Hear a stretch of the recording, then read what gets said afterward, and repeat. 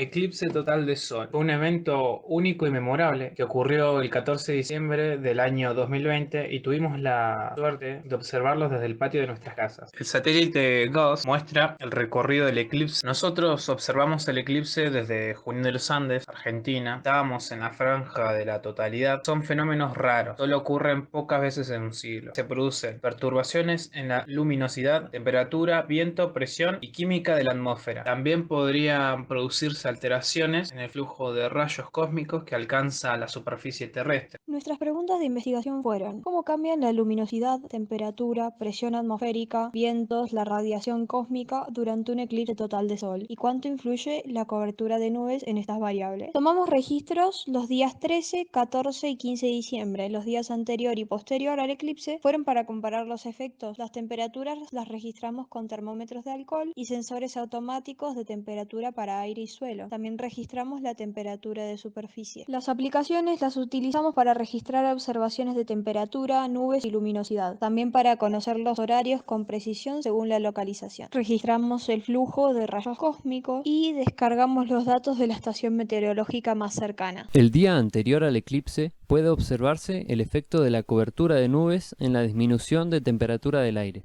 El día del eclipse, la temperatura del aire disminuyó 5 grados y después de la totalidad subió rápidamente. Hubo muy pocas nubes y nunca cubrieron el sol. El día 15 se observa el aumento constante de la temperatura sin la influencia de nubes. Los sensores automáticos registraron una disminución de temperatura de 6,3 grados después de la totalidad. En cambio, la temperatura superficial y la luminosidad coinciden sus mínimos con el momento de la totalidad. La temperatura del suelo no registró cambios durante el eclipse.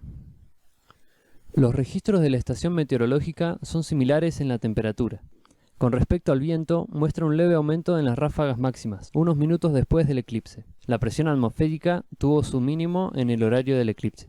El flujo de rayos cósmicos no registró cambios con respecto al día anterior y posterior al eclipse. El eclipse provocó la disminución de luminosidad, temperatura del aire de superficie y de la presión atmosférica.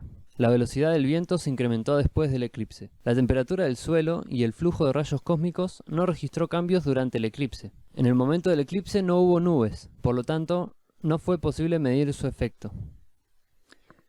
La totalidad fue breve, 1 minuto y 2 segundos, pero generó grandes cambios ambientales. El eclipse nos permitió conocer la gran influencia que tiene el Sol sobre la Tierra. Muchas gracias.